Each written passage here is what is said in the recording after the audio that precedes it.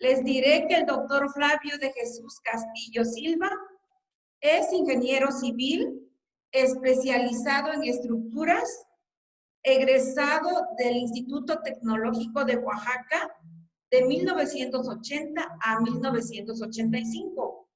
En 1986 hizo un curso elemental de BASIC por el cual obtuvo la opción de titulación y que sirvió a las becas. Eso es algo muy importante. De 1988 al año 2000, cursó sus estudios de maestría en ciencia y educación en el Instituto de Estudios Universitarios. Del 2010 al año 2014, estudió su doctorado en la Universidad Santander. Ahí escribió un libro sobre andragogía, procesos formativos entre adultos. Ese libro marca sus estudios de doctorado, así él lo menciona. En el 2016, por los trabajos y estudios sobre andragogía, en Panamá fue galardonado y honrado con el título honoris causa, doctor honoris causa en andragogía. Es doctor en ciencia de la educación y miembro de la Unión desde el 2014, embajador de la educación de calidad latinoamericana desde el año 2016 por la Organización Internacional para la Integración y Calidad de Educación. Conferencista en diferentes países: Cuba, México, Perú, El Salvador, Nicaragua, Guatemala, Panamá y Venezuela. Es autor de diferentes libros, entre los que se encuentran La Ebegogía, La alegría del adolescente en situación de aprendizaje, Andragogía, procesos formativos entre adultos, Los hombres son perros y las mujeres gatas en el 2017, y así tiene diferentes libros que llegan hasta los 30. Sus temas de interés es la formación docente, la didáctica, la tutoría, el aprendizaje colaborativo, la evaluación, la administración educativa, la comunicación organizacional, teorías de aprendizaje, dice técnicas de estudio y las ciencias agógicas, desarrollo humano, enneagrama, autoestima, motivación y resiliencia. Muy importante todo este bagaje de conocimiento y saberes y experiencias que nos muestra el doctor Flavio Castillo. Bien, él va a disertar sobre andragogía. Yo les voy a decir algunas características de ellas. Es la necesidad de saber.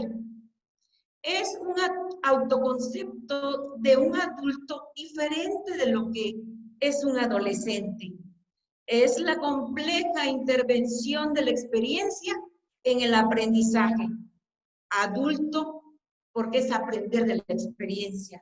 Y también el desaprender y aprender transformando la experiencia, la voluntad de aprender, la libertad de aprender y la orientación del aprendizaje.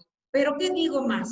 Si el que está aquí presente es nuestro exponente, doctor Flavio Castillo. Adelante, doctor, y sea usted bienvenido por parte de la Universidad del Pueblo y muy especialmente de la Universidad del Pueblo del plantel Pochutla. Adelante, doctor. Muchas gracias. Buenas tardes a todos. Buenas tardes. Buenas gracias, maestra, por sus palabras. Quisiera yo comenzar agradeciéndole a las autoridades de la Universidad del Pueblo, que tiene poco que yo logré tener una información al respecto y se me hizo una excelente opción para todos nuestros jóvenes oaxaqueños. En especial quiero agradecerle al maestro en educación, Cristóbal Morales Filios, alumno mío, por cierto, de la Universidad Santander, en el tiempo que estuvimos en Pochutla.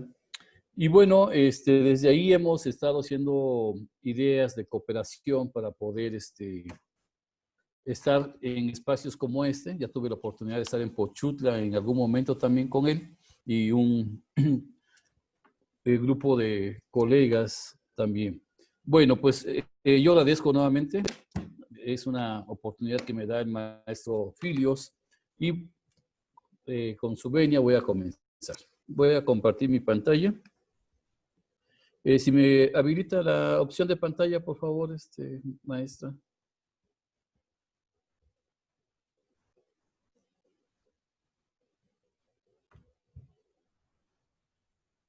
En el botón verde tiene usted ahí la opción de un menucito ahí de un lado derecho del botón verde y dice compartir varios. A ver, Gracias, sí, maestro. ¿ya está? Se tarda un poco Pues acá. ya está la suya. Ok. ¿La puede retirar, por favor? Si es tan amable.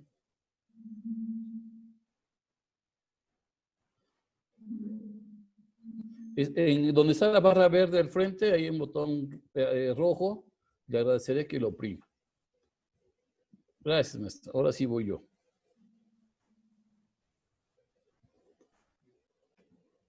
No, sigo inhabilitado, maestra.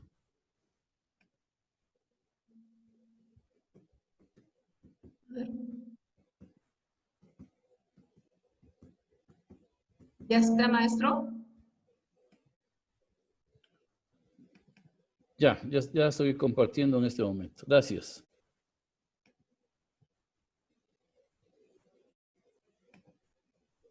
Muy bien, confío que estén viendo ya mis diapositivas.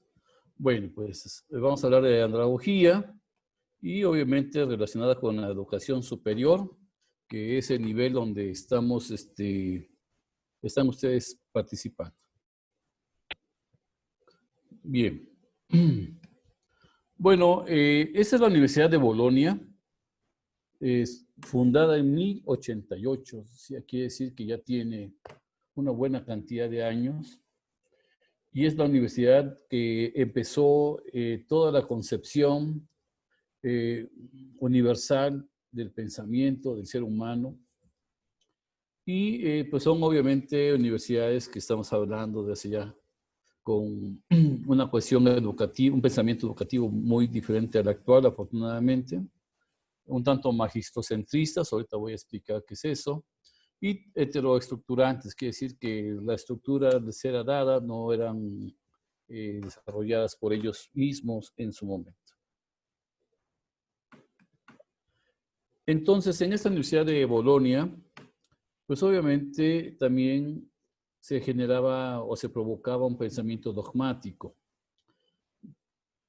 Históricamente tenemos que pensar que estábamos en otro momento en donde, bueno, las grandes civilizaciones tenían a sus sacerdotes, a un cuerpo sacerdotal, y estos eran quienes tenían acaparado el conocimiento y obviamente los demás no eran dignos de tenerlo. Entonces, en ese paso de esa situación tan extrema, a querer compartir algo con las personas, pues tampoco le daban opción a que ellos preguntasen o dijeran, ¿sabe qué? Yo difiero de lo que usted está diciendo, porque obviamente no estaban preparados para ese tipo de circunstancias, ¿no? Entonces, sí, es un reconocimiento a esta universidad.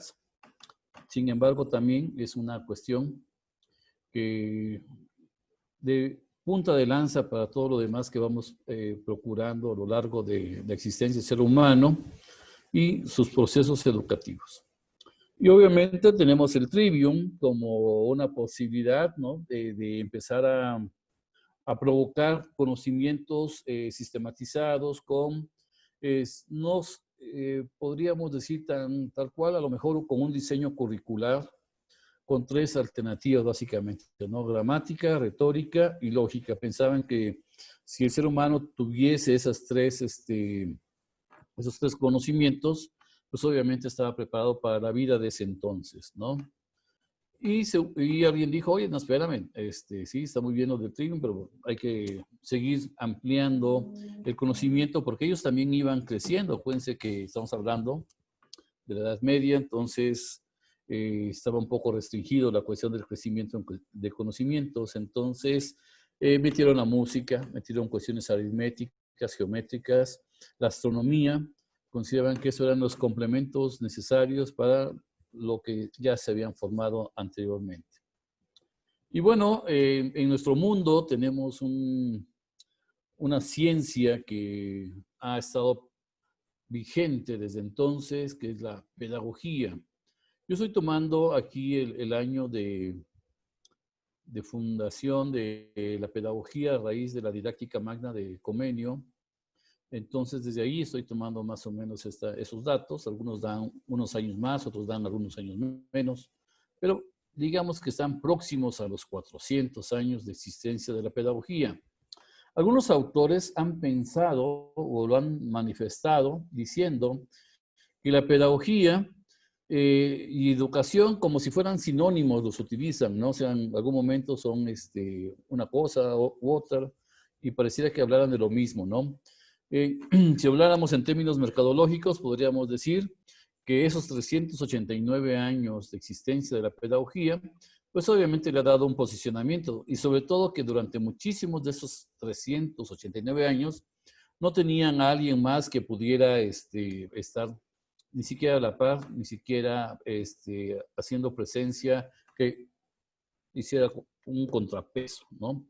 Entonces, las universidades como Harvard, Yale, la Universidad de La Habana, nuestra Universidad Nacional Autónoma de México, todos ellos tienen un modelo pedagógico.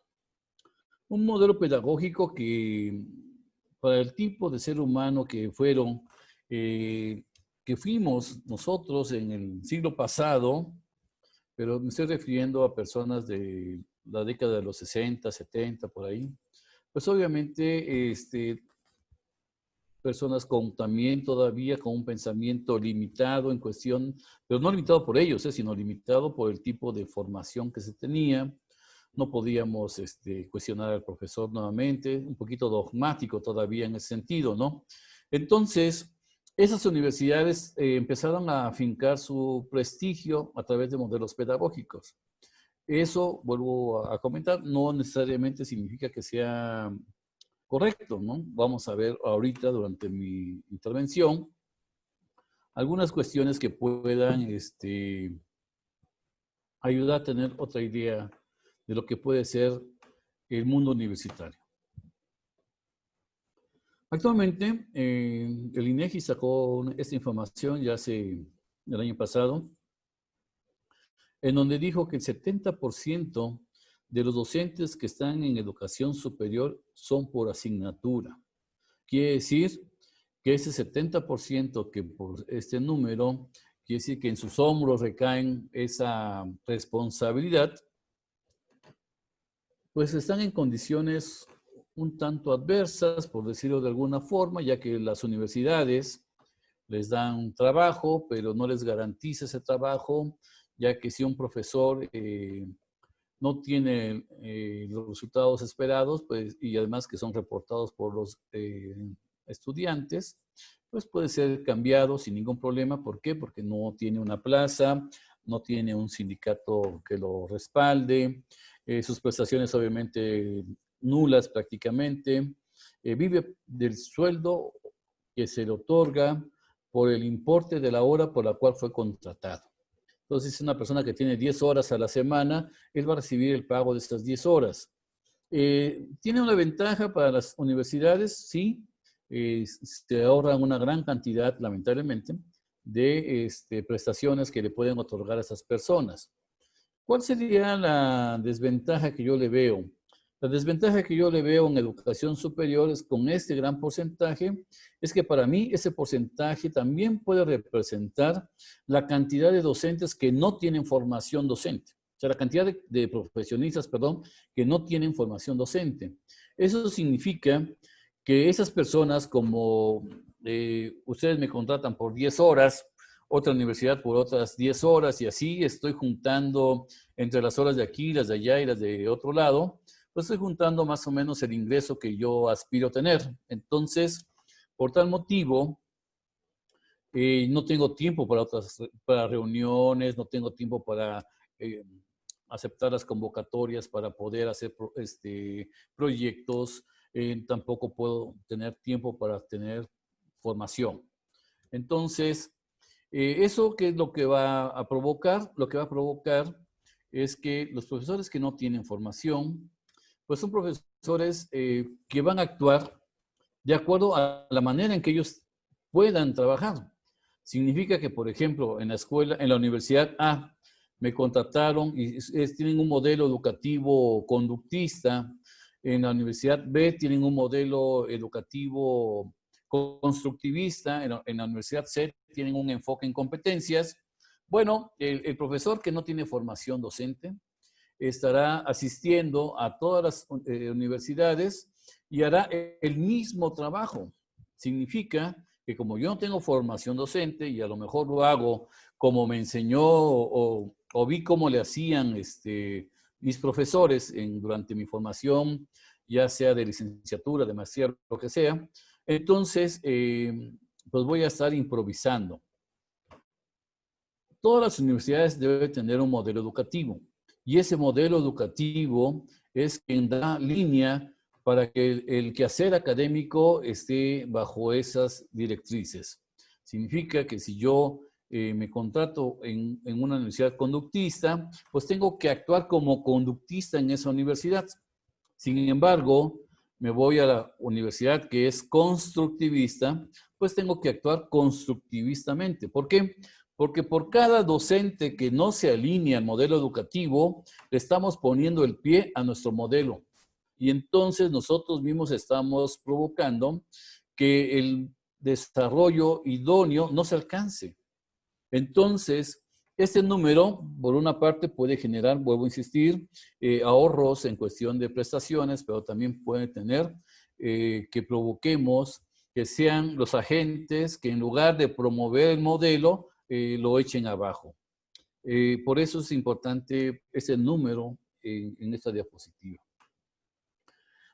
En esta ocasión quise empezar al revés mi ponencia y voy a hacer voy a leer algunas afirmaciones que estuve construyendo y que durante la fundamentación pues voy a intentar darle respuesta y ustedes a lo mejor de esa manera también pueden acercarse un poquito más a la andragogía. La primera afirmación que les puedo compartir es que vivimos entonces en un mundo pedagógico a nivel universitario. Y aclaro, no es el óptimo. La segunda afirmación es que no todo lo escrito relativo a la educación de adultos es andragógico. O sea, a partir de esta plática, ustedes que van a tener ya una idea de lo que es andragogía, no porque encuentren un libro que diga educación de adultos ya piensen que es algo andragógico, ¿no? Muchas personas han escrito pedagógicamente hablando sobre la educación de adultos, ¿no? Entonces hay que tener ahí una separación. Y también, esta afirmación no la puse, pero no por el hecho que yo esté trabajando en educación universitaria o esté trabajando en posgrado, no significa que en automático ya soy andragogo, ¿no? La andragogía sí implica un cambio de pensamiento y obviamente el cambio paradigmático correspondiente. La andragogía da libertad al adulto en su aprendizaje. Vamos a platicar eso en su momento. Significa que la persona que esté frente al grupo, vamos a poner así, todavía no digo el término, la persona que esté frente al grupo, vamos a suponer que si no está preparado andragógicamente, pues obviamente estará parado en cualquier esquina que tenga que ver con pedagogía, ¿no? Y eso ya tiene otra connotación. La andragogía democratiza el aula, esa es una verdad. Situación que con la pedagogía no es posible, ¿no? También lo voy a comentar. Y si hay tiempo, haré una explicación de dos escenarios, uno pedagógico y uno andragógico. El facilitador es uno más en el grupo. Significa que quien esté frente al grupo ya no tiene en sus manos las decisiones y los controles del grupo. Acuérdense que hablamos de un proceso democratizado. Y entonces el grupo,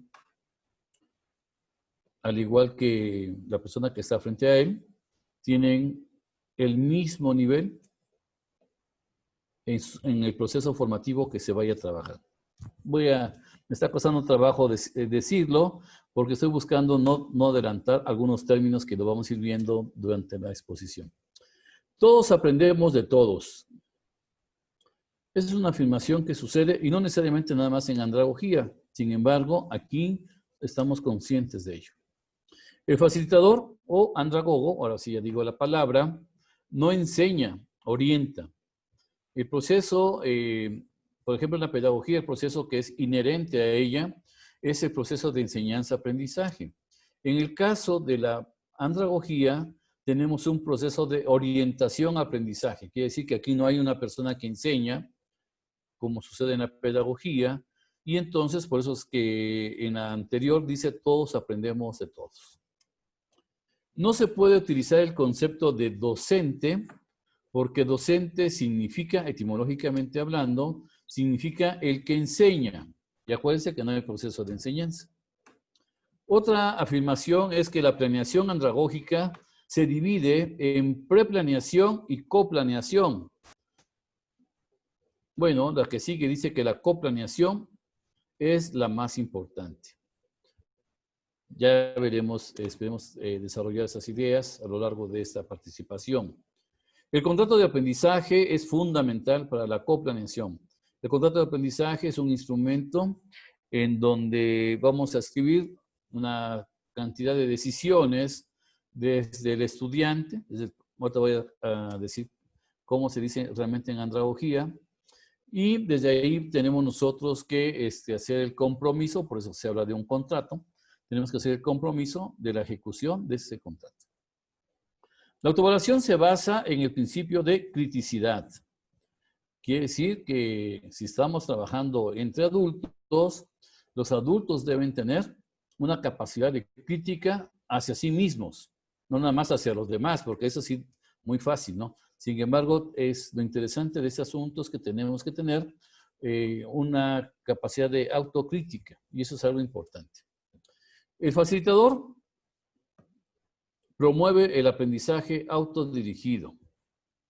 Significa que en andragogía no estamos buscando generar dependencias con los estudiantes. ¿No? Tienen otro nombre, pero te lo voy a mencionar. Sino que buscamos que ellos mismos se vayan creando sus propios compromisos de aprendizaje.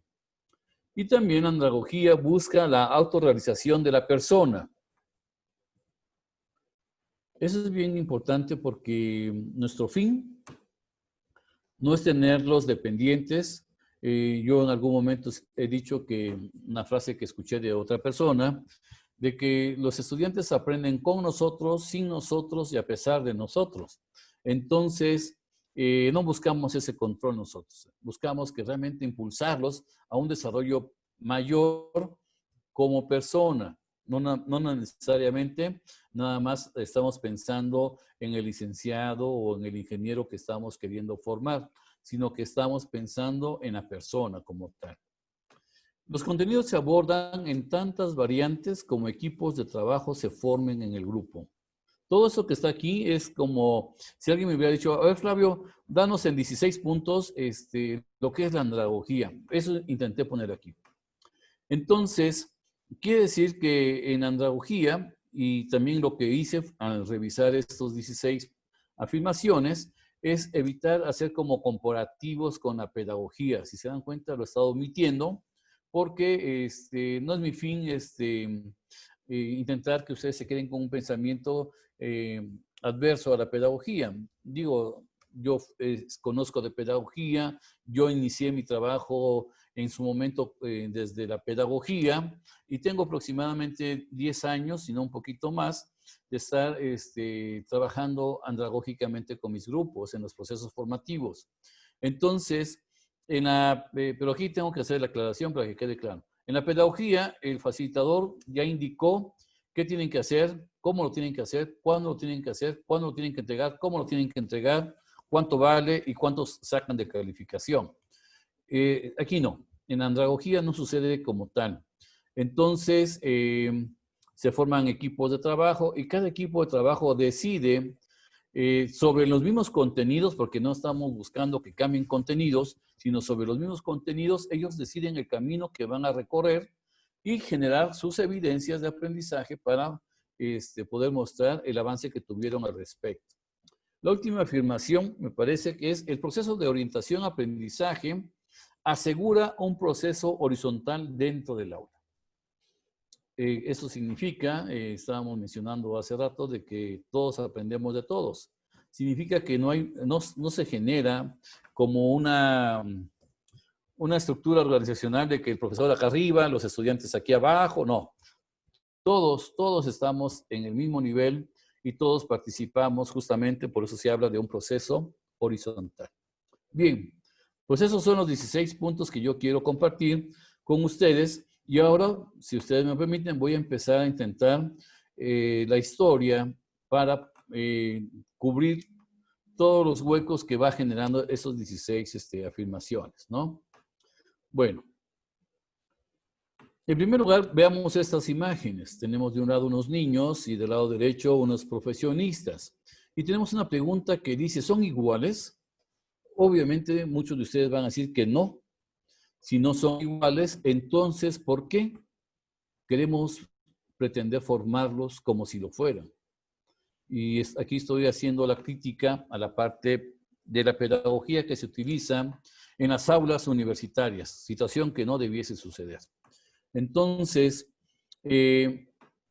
bajo esa idea, el doctor Marco Knowles, que es el padre de la andragogía, dijo, pues que sea la pedagogía para los niños, aquí ya agregué yo otro elemento, la ebegogía para los adolescentes y la andragogía para los adultos.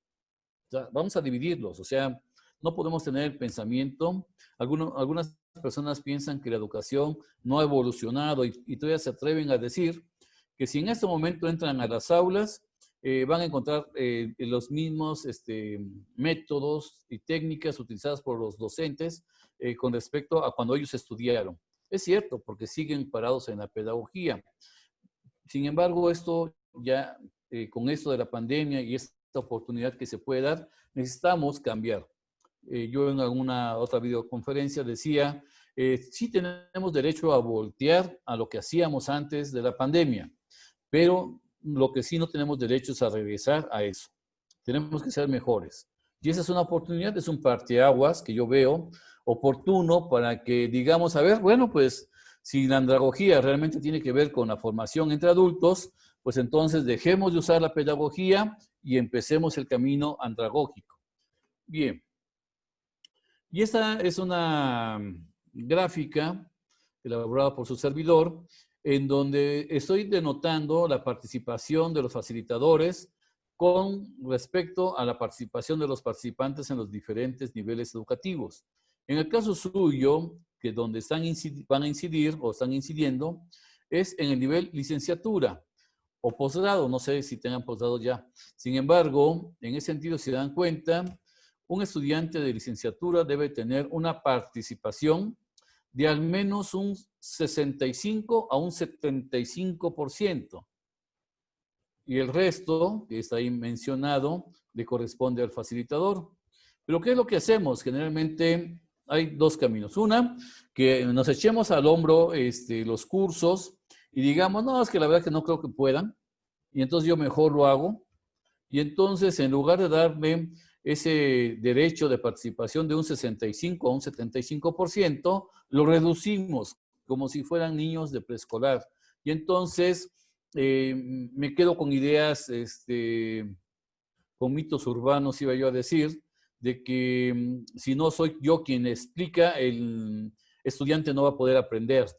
Cuando ya he hecho algunas pruebas con algunos profesores en ese sentido, y les he dicho, dime un tema, el que tú quieras, el que piensas que solo a través de ti puede aprender estos estudiantes.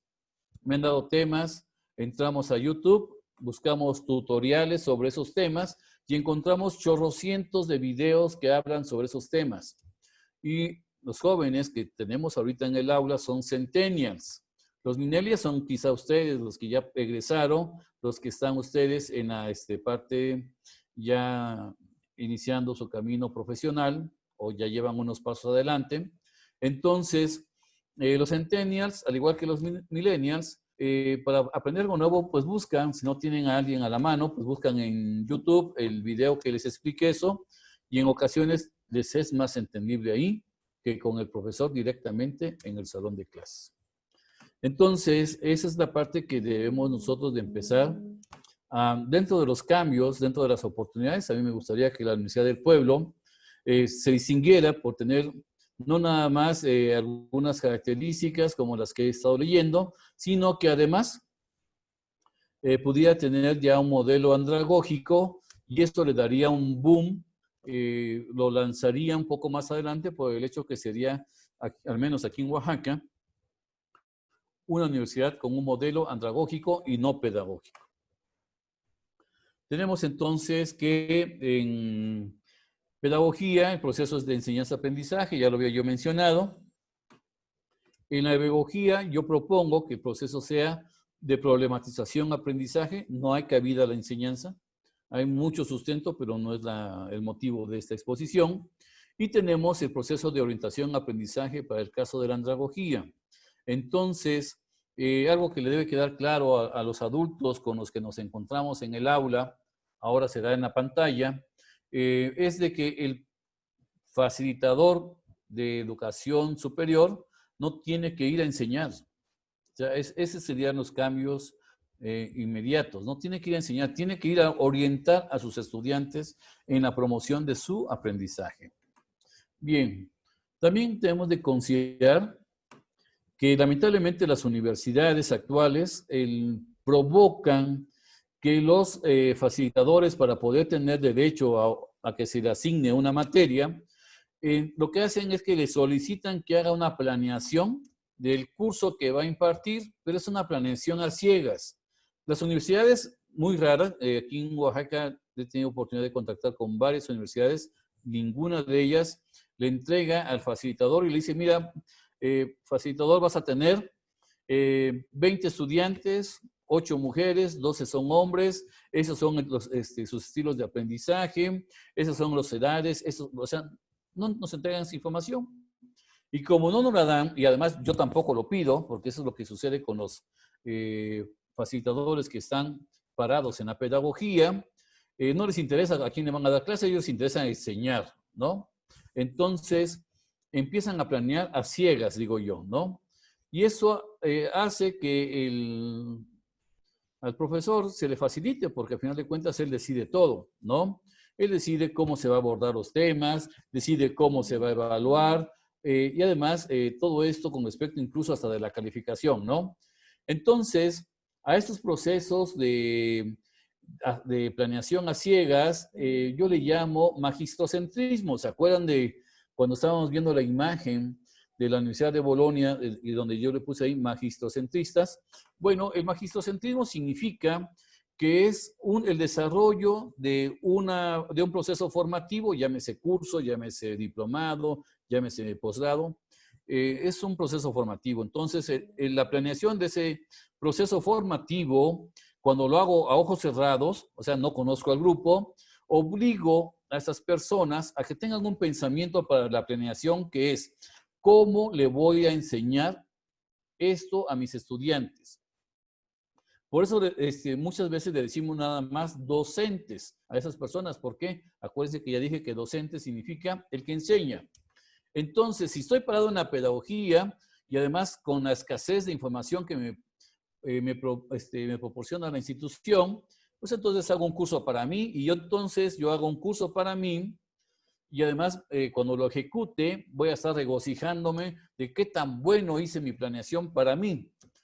Si aprenden mis estudiantes, pues ya va a ser ganancia, pero realmente está pensado para mí.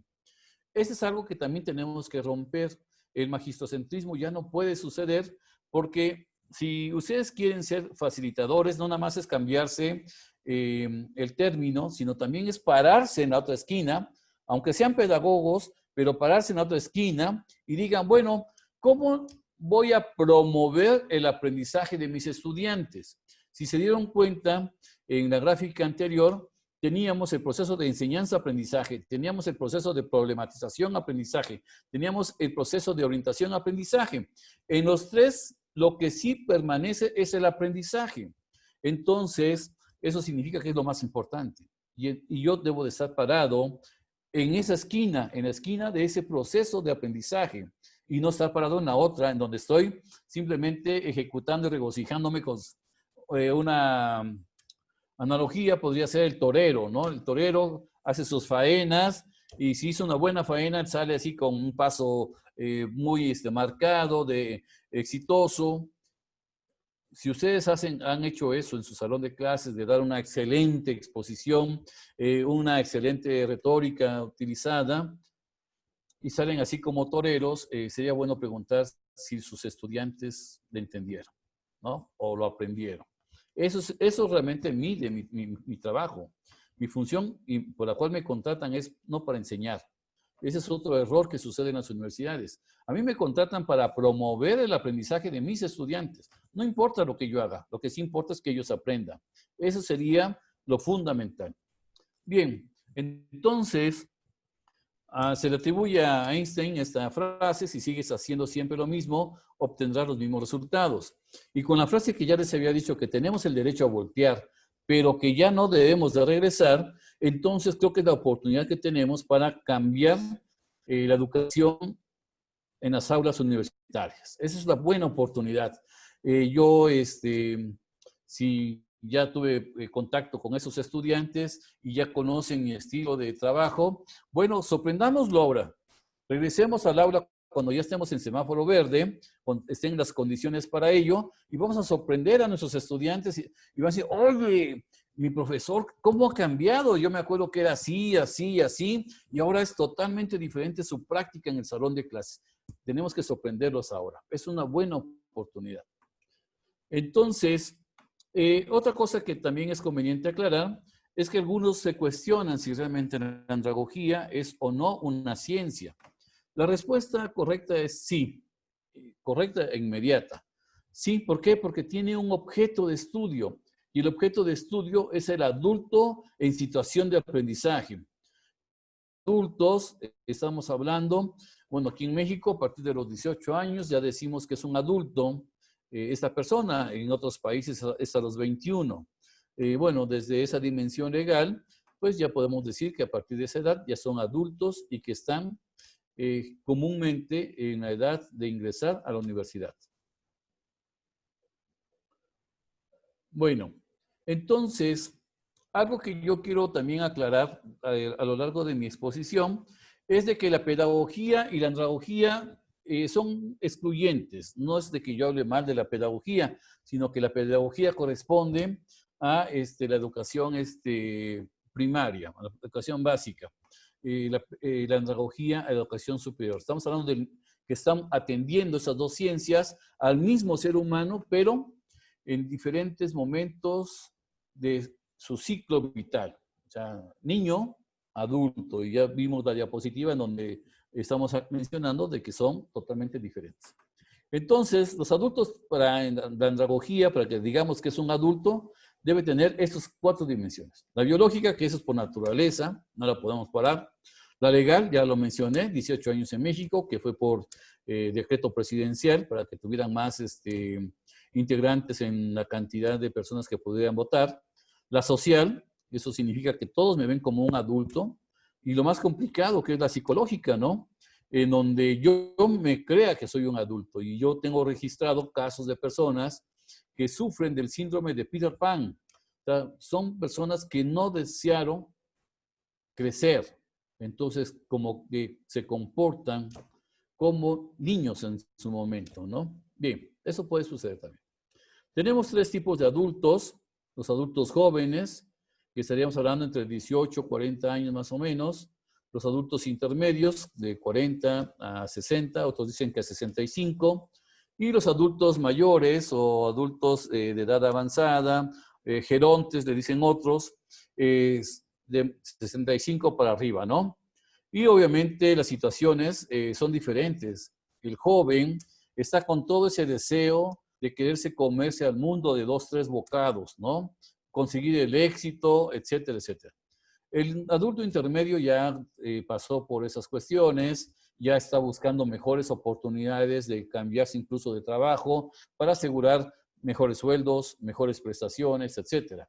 Y el adulto mayor, pues obviamente ya pasó por todo eso.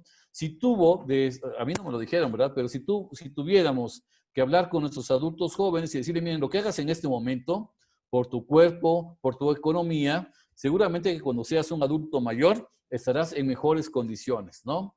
Yo he dicho que el adulto, hablando de adultos intermedios y avanzados, es el resultado del cuidado que tuvimos de nuestros cuerpos y de nuestra economía. Eso es algo que podemos estar seguros en su momento.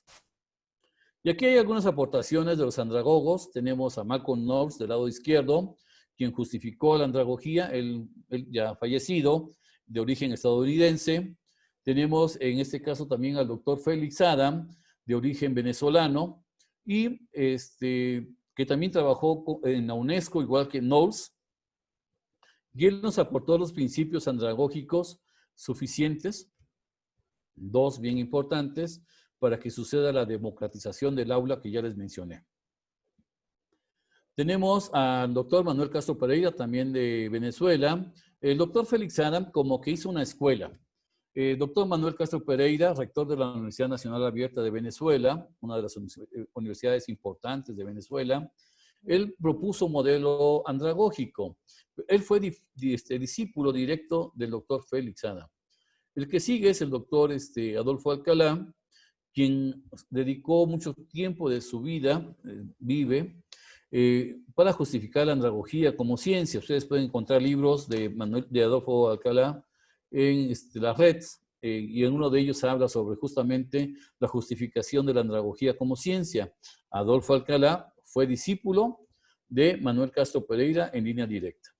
Y bueno, pues ahí me colé yo, a su servidor, quien de alguna manera, con el libro que mencionó la maestra cuando me hizo el favor de presentarme también, ahí en el libro de Andragogía, Procesos Formativos entre Adultos, donde participan justamente el doctor Manuel Castro Pereira, el doctor Alcalá y su servidor, hago una propuesta de la sistematización de la praxis andragógica. La andragogía como que estaba un poco abierta a cualquier posibilidad. Sin embargo, esa es la parte que dejamos. Generalmente, no sé si ustedes han leído, cuando leen, por ejemplo, pedagogía, que ciencia y arte de la no sé qué cosa, ¿no? Bueno, esa parte del arte estaba muy abierta en la andragogía, entonces con esta sistematización he logrado que esa variabilidad se reduzca considerablemente, asegurando los resultados. Bueno, y alguien va a preguntar, porque es importante mencionarlo, que ¿por qué estudian los adultos? El doctor Félix Adam, en 1977, pues nos dice que un adulto, para que pueda realmente ser sometido a un proceso formativo, es porque ya lo tiene decidido en su plan de vida, por ejemplo, ¿no? Y eso es algo bien importante. Algo que sí es también necesario comentar es que los adultos realmente no somos unas peritas en dulce en cuestión de procesos formativos. Somos bastante complicados en ese aspecto. Por eso, todos los facilitadores en el nivel educativo donde trabajen deben de conocer muy claramente diferentes características de la persona con la que se van a encontrar en un proceso formativo. Aquí hice un resumen de algunas dificultades que tienen los adultos en estos procesos. Llegan con algunos deterioros ya de deficiencia fisiológica, o sea, ya enfermos. También tienen una deficiente alimentación. Comemos donde podamos, como podamos. En las escuelas tenemos generalmente vitamina T, tortas, tostadas, tacos, o sea, no tenemos una alimentación sana a la mano. También tenemos poco descanso. Si yo en este momento me callara, estoy seguro que podríamos sorprender a más de uno cabeceando, diciendo sí, sí, sí. ¿Por qué? Porque el organismo ya no descansó, no ha descansado igual, y ahora con la pandemia todavía peor. Entonces, hay algunos adultos que tienen falta de confianza en sí mismos. ¿Por qué? Porque a lo mejor ya no se acuerdan de muchos conceptos, ya pasaron muchos años de que estudiaron. También, algo que he encontrado muchísimo en los procesos formativos, sobre todo en los ergológicos, que quiere decir que es con las empresas, es la resistencia al cambio. No les gusta cambiar, ya como que ya hicieron su zona de confort y quisieran seguir caminando con ella todo el tiempo. Generalmente tienen poca atención a la exposición e instrucción. Y también tienen temor a la crítica. Algunos autores mencionan que tenemos poca capacidad de memoria. Hay una explicación ahí en su momento. También tendemos a tener una actitud individualista. Los años nos han enseñado que hacer equipo de repente es hacer el trabajo completo. Entonces, mejor lo hacemos solos. Y también tenemos deficiencia en nuestros hábitos de estudio. ¿Por qué? Porque dejamos de estudiar a lo mejor algún tiempo y así lo llevamos, ¿no? Estos 4 intereses, que también los mencionó el doctor Félix Adam, nos dice que un adulto estudia porque quiere tener mejores ingresos económicos. Estudia porque también quiere tener una mayor capacitación profesional. Por ejemplo, siempre pongo como referencia a los paramédicos de la Cruz Roja que permanentemente están preparándose para que en caso de algún siniestro den mejores atenciones a las personas que sufrieron ese accidente. Continuar con estudios superiores, o sea, yo estudio licenciatura porque quiero estudiar la maestría. Aquí en México el camino es así, licenciatura, maestría, doctorado, ¿no? Entonces, si yo quiero llegar a ser doctor, pues tengo que pasar por la licenciatura, por la maestría, etc. O también, también puedo hacerlo porque quiero extender mis relaciones humanas. De repente, sobre todo en posgrado, me ha tocado conocer personas que llegan cada quien por su rumbo y de repente ya al final nos invitan a la boda de perenganito, de perenganita. ¿Por qué? Porque ahí conocieron a la persona con la cual quieren hacer su proyecto de vida. Otros buscan a personas que tengan iniciativas, tengan recursos, tengan contactos y entonces crean consultorías, bufetes, dependiendo del perfil que se estén promoviendo ahí. Ahora sí, esos son los principios de aprendizaje que pidió que enunció, el doctor Malcolm Knowles, que el adulto tiene la necesidad de saber por qué y cómo va a suceder el proceso formativo antes de decidir si entra o no entra. Quiere decir que yo tengo que explicarle qué vamos a ver, cómo se va a desarrollar este proceso formativo, por qué, o sea, qué le va a ayudar en lo que esté haciendo. Su concepto personal del estudiante, si él se considera autónomo, autodirigido o dependiente, todo eso va a tener que influir en esta parte de su proceso formativo nuevo. La experiencia es bastante muy rico en andragogía, tener diferentes atenciones, porque hay diferentes perspectivas. Por ejemplo, en posgrado, me llegan estudiantes que son ingenieros de esto, licenciados del otro. Antier, por ejemplo, en un curso que hoy terminé, había un tema que teníamos que abordar, lo conozco, sin embargo, reconozco que había un participante que fue mi estudiante años atrás, que lo maneja mucho mejor que yo, entonces, sin ningún problema, dije, oye, fulanito, mañana vamos a ver ese tema, ¿qué te parece si tú lo desarrollas? Porque reconozco que tú lo manejas mucho mejor que yo, y nos dio una excelente exposición. Todos sus compañeros quedaron muy satisfechos con la explicación que dio este joven, un profesor muy joven. Entonces, eso en la pedagogía no sucede, ¿no? En la pedagogía hay una sola fuente de información, que es el profesor. La disposición que hay para aprender, pues tiene que ver si todos los contenidos que estamos viendo se relacionan con mi vida profesional, personal o con alguna de ellas, ¿no? También la inclinación al aprendizaje tiene que estar orientado, por ejemplo, los adultos, si los tengo sentados mucho tiempo, por ejemplo, 4, 6, 8 horas seguidas, pues los adultos, por ejemplo, los profesionistas, pues más de uno va a decir, oye, ya, es demasiado esto, me paro, me voy y ya lo dejo. O sea, tiene que estar algo muy atractivo para que exista esa inclinación al aprendizaje por parte de los adultos. Y también la motivación para aprender, o sea, el valor intrínseco que le demos al estudio. Quien esté estudiando posgrado en este momento le va a decir a otros compañeros que no están en posgrado, yo soy estudiante de posgrado. O sea, le va a dar ese valor a sus estudios y a lo que representa socialmente o profesionalmente, ¿no? Bueno, y además, obviamente, el beneficio personal que pueda tener por la transformación que va a tener durante ese proceso formativo. Hay competencias que tienen que ver con el andragogo, la competencia comunicativa, digo, tanto oral, gestual, escrita. Yo he conocido excelentes proyectos, pero con unas horrorosas faltas ortográficas. Entonces, eso hay que irlo componiendo. Tampoco puedo decir es que así soy, o como dicen en el meme, pues si ya saben cómo soy, ¿para qué me invitan? No, tenemos que profesionalmente desarrollarnos y mejorar en todos los aspectos que sean necesarios ajustar para mejorar. La competencia educativa que tiene que ver en nivel universitario, específicamente con andragogía. La tecnológica, muchos desde el 2017, el INE dijo, oigan, métanse a la cuestión tecnológica. Y muchos dijeron, no, mira, el aprendizaje se da en el aula, yo lo manejo muy bien, no necesito meterme a la tecnología, sopas. Nos llegó la pandemia y con la pandemia el requerimiento de entrar tecnológicamente a todos los procesos, ¿no? Entonces, algunos sí escuchamos el llamado, nos preparamos, nos formamos, nos dijeron, ¿sabes qué? A partir del viernes ya tienes que dar tus clases en línea, no se preocupen, ya las doy, ¿no? No hay problema.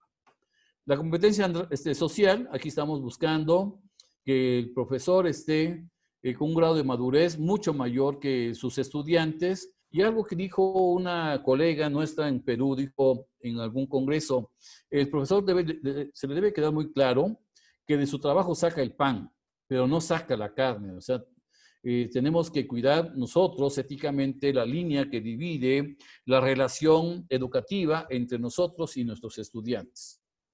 También la tutorizar, tenemos que tener esto desarrollado, tenemos que conocer de autoestima, tenemos que conocer de motivación, tenemos que conocer de técnicas de estudio y también tener capacidad para decir, reconozco, no estoy capacitado para esto, ¿sabes qué? Mejor te canalizo al área psicológica y adelante, ¿no? O sea, también debo de tener esto, se llama tutorizar porque también debo tener desarrollado la cuestión de tutorías, que es algo importante en educación superior. La investigativa, si nosotros hiciéramos investigación, seríamos otro país, en verdad. Muchos estudiantes míos que tienen que ver con materias de investigación, cuando tienen que revisar, sobre todo en la parte del estado del arte, tienen que buscar información de investigaciones realizadas a nivel internacional, encuentran bastantes. Pero si buscamos en México, encontramos casi nada. Entonces, necesitamos desarrollar mucho este proceso de investigación. Y también estar pendiente siempre de la innovación. No debo de estar siempre con la idea de que, no, pues es que esto no puede cambiar, esto es así, no hay más, ¿no? Tenemos que estar buscándole nuevas alternativas, proponerlas para que la institución decida si son convenientes o no, ejecutarlas.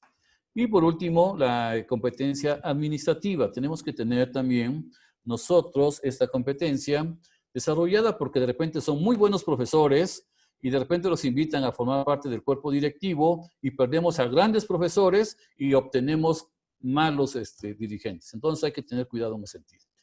Los principios andragógicos son dos, esos fueron dados por el doctor Félix Adam, la horizontalidad y la participación. La horizontalidad, ya lo mencioné, implica que todos somos iguales, nadie es más que nadie y todos aprendemos de todos. Y son participantes porque ejecutan este principio de participación en donde cualquier situación que tenga que ver con el grupo lo decide, no el profesor. Todo el grupo, incluyendo al profesor. Por eso en andragogía no decimos estudiantes. ¿Se acuerdan que al principio me estaba costando trabajo sustituir algunas palabras para todavía no mencionarlas? Bueno, ahora les puedo decir que en andragogía a todas las personas cognoscentes que están en ese proceso formativo se le llaman participantes. Y la praxis andragógica es así, horizontal, ya lo dije. Tenemos un facilitador como responsable de la institución de ese proceso, tenemos participantes, tenemos un principio de horizontalidad, un principio de participación y todo eso sucede así al interior. Algo que yo he visto y que he escrito en mi libro de andragogía es que obviamente nuestros estudiantes cuando ingresan pues empiezan todavía como si fueran bachilleres, ¿no? Pero a lo largo de su participación en su proceso formativo, si ponemos en comparación a un estudiante de nuevo ingreso con uno de sexto o de octavo semestre, pues vamos a ver muy claramente que el compromiso que tiene en su formación es muy diferente, incluso hasta su vocabulario. Todos esos estudiantes que vienen de escuelas religiosas, algo que también he visto que por coincidencia, no quiero decir que es una ley, es de que son muy buenos para obedecer, pero en ocasiones son muy malos para emprender. Hay cuestión de fomentarlo ahí, ¿no? Los profesores son magistrocentristas, son tradicionalistas. Tenemos estudiantes muy brillantes que no sabemos qué hacer con ellos. Por eso, una frase que a mí me gustó con respecto a la escuela, que leí hace muchísimos años, dice que la escuela es aquella en donde se pulen las piedras y se opacan los diamantes. Lamentablemente, estamos en pañales en procesos de evaluación, sobre todo cuando compartimos con los participantes este proceso. Entonces, ¿qué busca la andragogía? Yo lo mencioné, la autorrealización del participante y la autogestión, o sea, que ellos sean responsables de sus aprendizajes, ¿no? Y ya para cerrar, por el tiempo que me designaron, esta advertencia la dio el doctor Malcolm Knowles, padre de la andragogía, y la rescaté de un libro donde Brockett e Yemstra escribieron: un pedagogo ideológico desearía mantener al estudiante en situación de dependencia a lo largo de la situación de aprendizaje. Está copiado tal cual. Mientras que un andragogo desearía hacer todo lo posible para proporcionar al estudiante, en este caso al participante, todos los contenidos básicos necesarios y alentar un proceso autodirigido de estudio. Bien, esas son algunas de las referencias que he estado utilizando para esta presentación. Y maestra, agradezco, está mi correo para quien guste pedirme la presentación. Yo con todo gusto se la contesto y le mando la presentación en su momento. Bueno, pues dejo de compartir. Maestra Soledad, agradezco el tiempo que me destinó. Gracias. Agradezco por parte de la universidad su ponencia, doctor. Así me están pidiendo mis compañeros, mis colegas, las diapositivas, que nos la pudieran dejar también, así como sus datos, porque queremos estar en contacto con usted.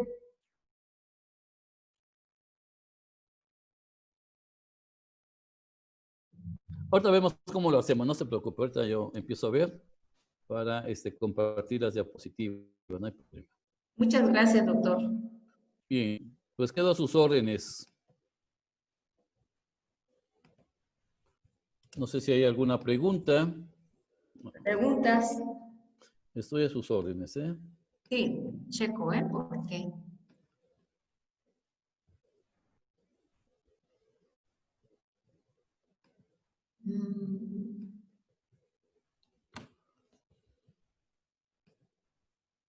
Hay muchos saludos de Coyuca, de Guerrero para el doctor, de México.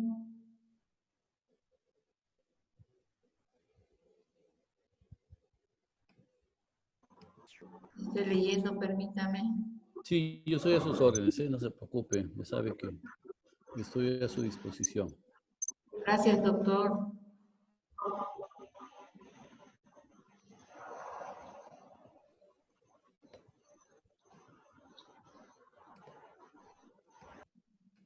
Dice, solo agradecer al doctor Flavio, un buen maestro. Tuve el honor de ser su alumno en el ITAO 23 de Oaxaca. Alfredo Manuel de la UP Pochutla, doctor. Ah, muy bien. Saludos, Alfredo, ¿cómo no? Muchos saludos.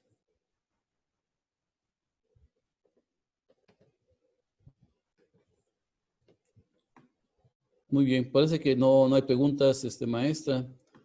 A ver, no preguntas. Si mire. No sé si eso sea bueno o malo, pero no hay preguntas, creo.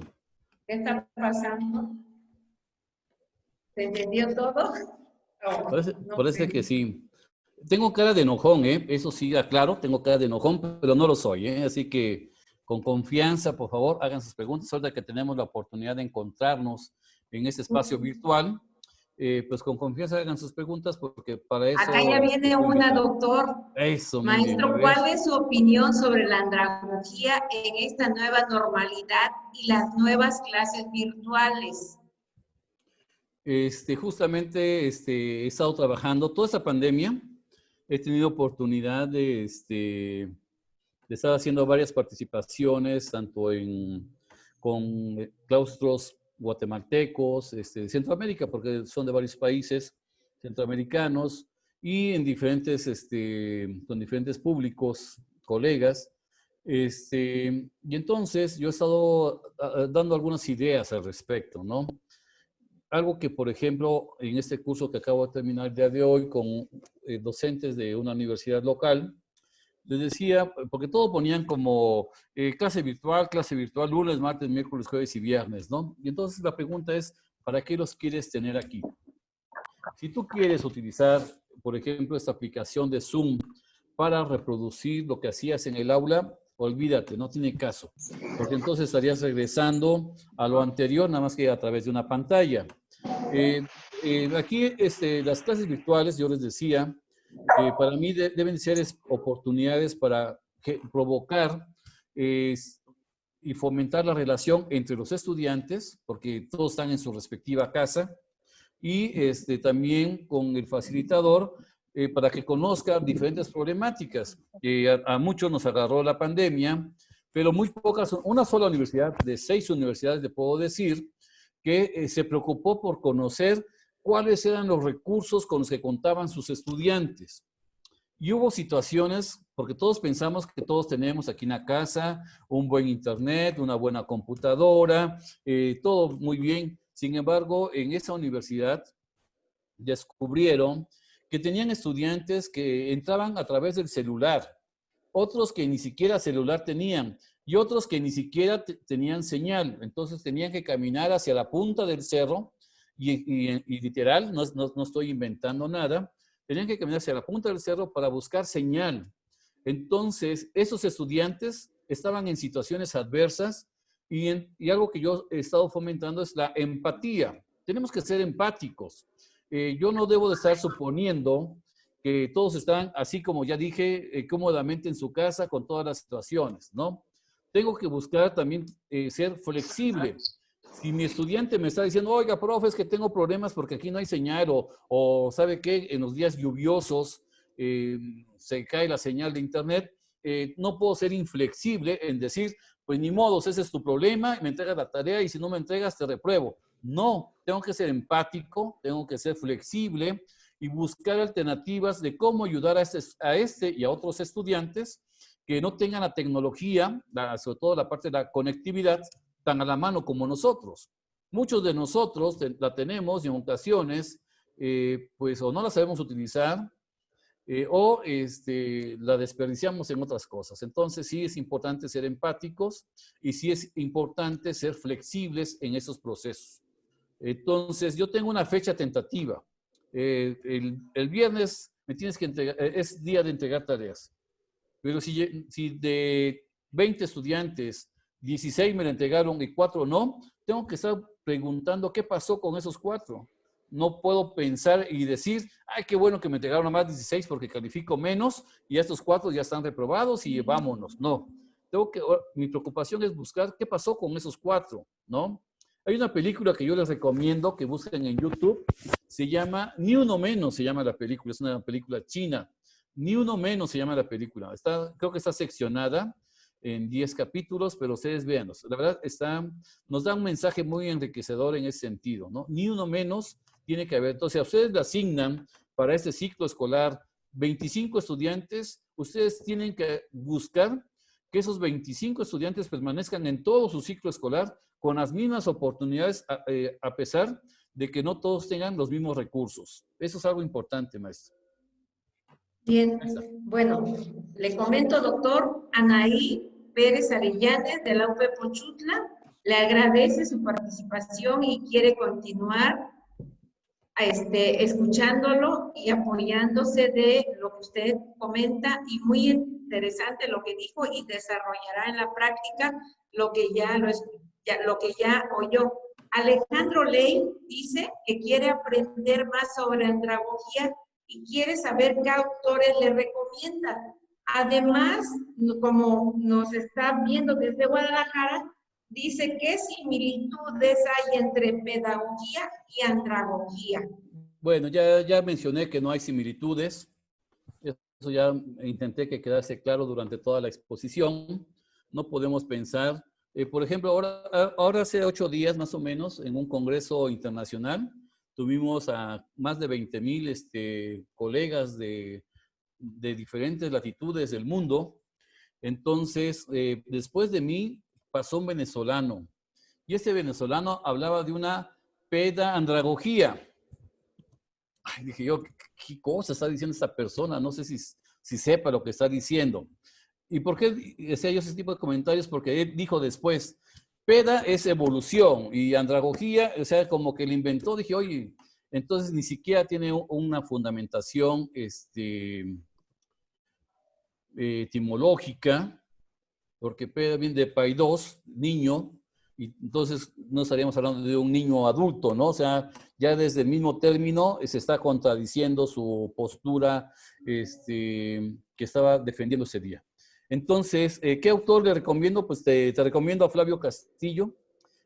No es que sea yo petulante ni nada, pero pues aquí en México soy el único andragogo, lamentablemente. Y entonces he escrito 4 libros, ya por ahí puse mi correo. Maestra, no puedo compartir aquí en el chat. No tengo la opción de archivo, sino con todo gusto les compartía la presentación. Pero mi correo, aquí mismo lo anoto, ese sí lo puedo compartir, doctor.flaviocastillo@gmail.com. Muy bien. Quien me escriba, hay algunas personas que estoy viendo aquí, estoy viendo a Reyes Santiago, creo que tú eres del Cebeta, ¿no? Bueno, no me puedo contestar, no sé. Entonces, creo que sí, pero hay personas que pertenecen a un grupo educativo que tengo en WhatsApp, y entonces un día, cercano a mi cumpleaños, me parece, compartí más de 14 libros míos, entre ellos de andragogía, de diferentes temáticas. 4 de ellos son cuentos. Uno de los libros que mencionó la maestra Soledad, que tiene que ver con un cuento que se llama Los hombres son perros y las mujeres gatas. Es un cuento, realmente el título es muy proyectivo, ¿no? Uno puede darle la interpretación de acuerdo a nuestro marco de referencia, pero es un cuento entre un perrito y una gatita, por eso se llama así. Entonces, compartí varios libros, 14 libros me parece que compartí. Entonces, ¿cómo podría contactarme esta persona? Pues a través de mi correo. Y tal vez hacerles llegar de esa manera, o algunos la invitación para que se agreguen a mis grupos de WhatsApp. En alguno de ellos tengo mucho espacio para, si no, creamos otro grupo, porque también WhatsApp tiene límites en cuestión de espacio. Entonces, ahí sería cuestión de que ustedes pues tomen la decisión si se integran o no. No cobramos, no es con fines de lucro, no estamos nosotros buscando pues ninguna cuestión lucrativa ni ideológica, sino simplemente compartir materiales que nos puedan hacer mejores docentes o mejores facilitadores, ¿ok? Entonces, mándenme ahí, yo al maestro Filios, mi amigo, mi exalumno, ahora mi amigo, le voy a hacer llegar la invitación de WhatsApp para que los comparta con los que conoce, y a quienes gusten se pueden agregar. Ahí voy a compartir en algún momento de septiembre otra vez mis libros, así que pues ahí estarían algunos libros. No comparto todos, de repente me ha tocado también conocer algunos destinos de mis libros, entonces intentando todavía tener fe en la humanidad, lo sigo compartiendo, ¿no? Bien. Maestra, bueno, ¿otra pregunta? miren, hay saludos de parte de la NIPEC de Coyuca, de Guerrero. Saludos para usted, doctor. Felicitaciones. De la UP La Hoyaga, también lo felicitan. Ana Karen Juárez Ramírez le da gracias por su excelente ponencia. Carla le manda saludos. Alma Regina, que fue su alumna en la maestría, Eso lo felicita. Dice, no me consta, esto dice, no es cierto, sí, Eso dice. Sí la reconozco, sí reconozco a Alma Regina, cómo no. Esteban Es broma. Aguilera. Y saludos a Eunice García. También mi exalumna, creo. Sí, están mandándole muchísimos saludos, doctor. Muchas gracias. Pero a mí me gustaría que me mandaran preguntas. Yo agradezco Pregunta. los saludos, las gracias, los sombrerazos, los tomatazos, pero también lo interesante de eso, como estamos reunidos entre colegas, pues yo agradecería más que me hicieran preguntas. Ahora que tenemos esta oportunidad, tenemos una buena cantidad de asistentes y si ustedes me hacen una pregunta, yo con todo gusto. No sé qué tiempo más tenemos, maestra. Todavía tenemos tiempo, doctor. Me permite Fíjate. compartir entonces una presentación muy chiquita como para explicar la diferencia entre un proceso pedagógico y un proceso andragógico. Es una cuestión chiquita. Adelante, doctor. Ah, muy bien. Entonces, Adelante. con la venia de ustedes voy a empezar a participar. Creo que cerré la presentación, ¿no? Ya voy, ¿eh? Es que creo que la cerré. Adelante.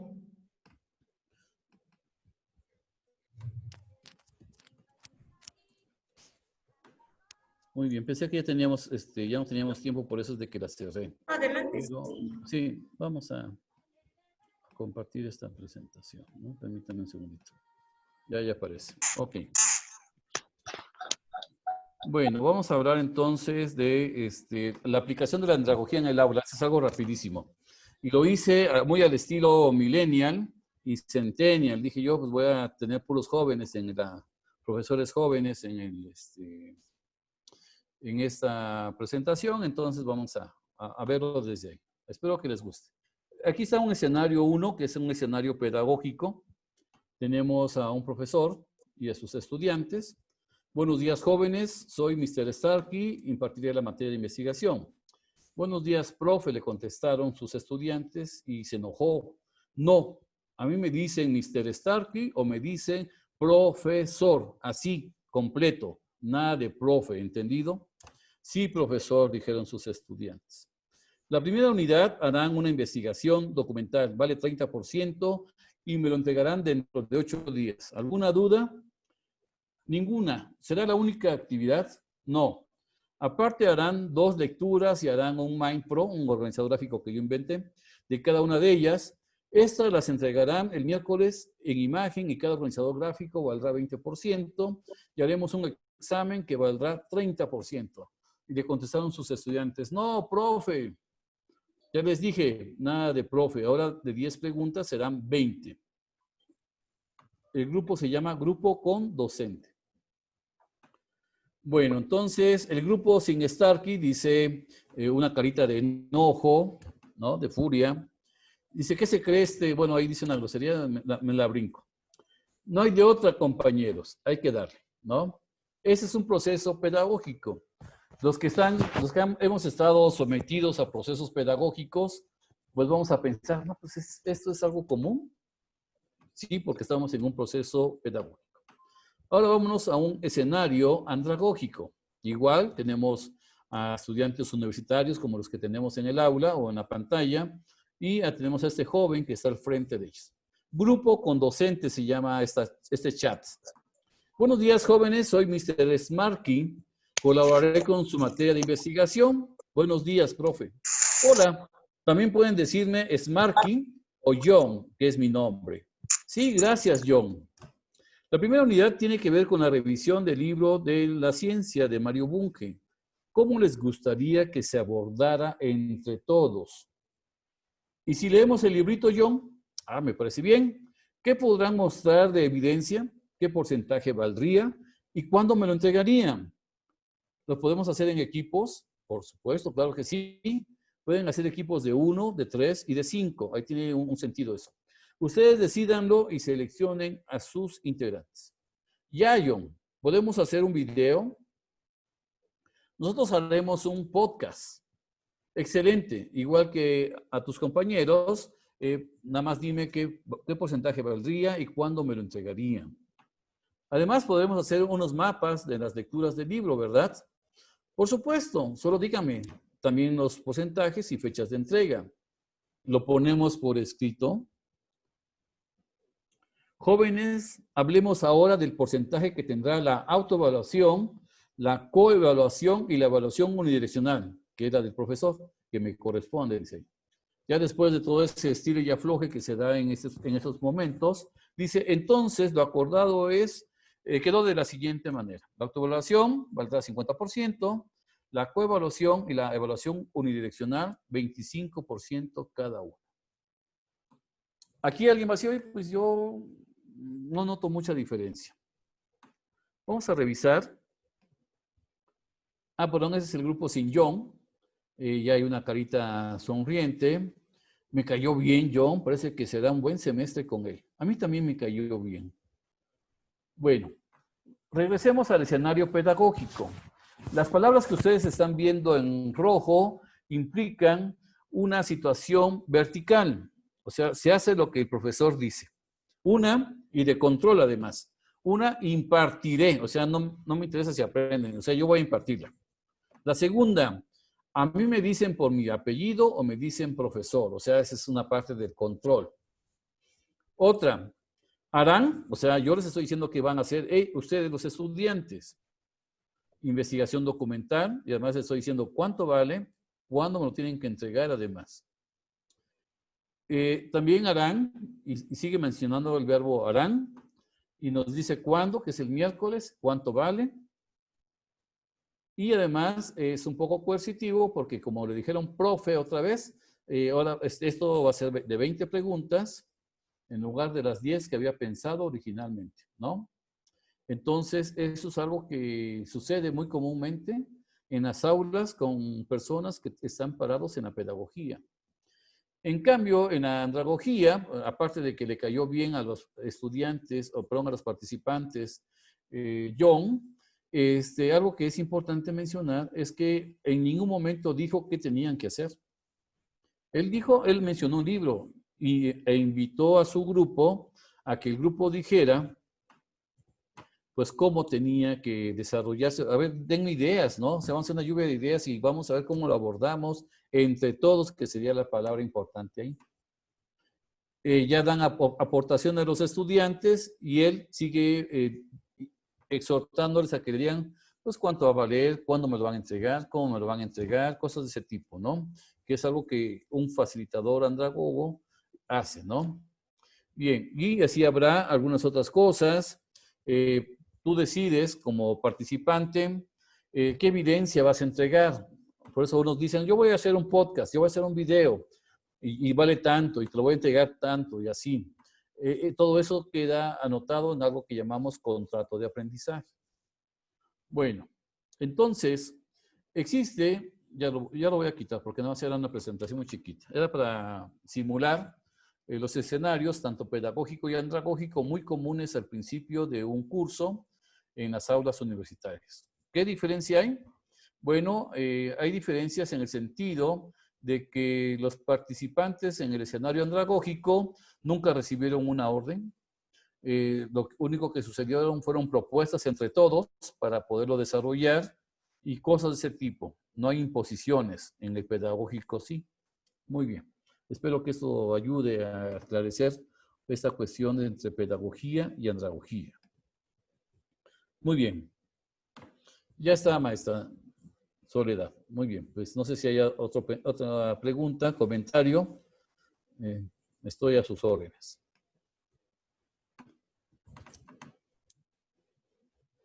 Bueno, ya me dejó solito la maestra Soledad, así que pues nada más abran su micro y hágame la pregunta directamente. A ver, dice... Ya está, ya llegó. Muy bien. Ya llegué. Dice, ¿cómo se relaciona, maestro, la andragogía con las enseñanzas acentrales? César Rivera dice, doctor, le agradecemos el compartir sus conocimientos y propuestas. Como en nuestro plantel Oaxaca trabajamos con muchas de las bases que nos heredaron nuestros ancestros, sobre todo en el tequio, en donde los pueblos trabajaban de manera colectiva y entonces construían, aprendían y se edificaban propiamente y colectivamente. Muy bien. ¿Cómo se relaciona la andragogía con estas enseñanzas ancestrales? Muy bien. Yo nada más le agregaría que serían enseñanzas ancestrales, dicen colectivas. Yo le agregaría la palabra colaborativa. En el momento que lo hacemos colaborativo, significa que todos estamos relacionándonos en una cuestión horizontal, que sería el principio, uno de los principios de la andragogía. Eso significa que cuando hablamos de una enseñanza, ya el hecho de decir enseñanza, ya estamos hablando de que hay alguien que enseña, un experto, y otros que van a recibir esa enseñanza. Cuando hablamos de colaboración, estamos hablando en un plano igual todos. ¿Ok? Ajá. Eso Y sería la ahora diferencia. dice, como andragogo, ¿nos puede compartir su perspectiva y opinión acerca de la propuesta de la Universidad del Pueblo? Híjole, yo creo que para dar una opinión con respecto a la Universidad del Pueblo sería como meternos a estudiar más de fondo antes de hablar, ¿no? No podría yo suponer algo que, de lo poco que conozco de ustedes, ¿no? Que como sistema, es un sistema que todavía necesita ser difundido con un poquito más de, hacia todos los niveles sociales. Y tal vez si alguien, por ejemplo, si alguna autoridad, aquí voy a voltear el asunto. Si alguna autoridad de esta Universidad del Pueblo me hace llegar, por ejemplo, el documento donde esté su modelo educativo, yo lo puedo revisar con todo gusto, puedo hacer comentarios y de ser posible, hasta sugerencias al respecto. Ahí sí lo podría hacer así. No podría yo así como que hablar por la parte superficial que nada más he conocido. Muchas gracias, doctor. Se A la orden. fundamenta usted perfectamente. Agradecemos su opinión. Otra parte que comenta mi compañero, colega Alfredo Manuel de la UP Pochutla, ¿qué persigue la andragogía desde el punto de vista social y psicológico de los estudiantes? Ya lo mencioné durante la presentación. La andragogía busca la autorrealización de la persona. No buscamos enseñarle a las personas. Buscamos ayudar a que ellos se autorrealicen en todos sus planos, en el plano como ser humano, en el plano como, en las 4 dimensiones que yo mencioné, y en la parte de profesional. Todo eso buscamos nosotros, o sea, no buscamos someterlos como puede ser a través de la pedagogía, sino que lo que buscamos es mayor libertad del adulto en situación de aprendizaje. Eso es lo que buscamos. Bien, doctor, muchas gracias. Hay otra pregunta de mi compañera Eva Ambrosio que dice, ¿la andragogía es garantía de un cambio social, cultural, político de nuestro país?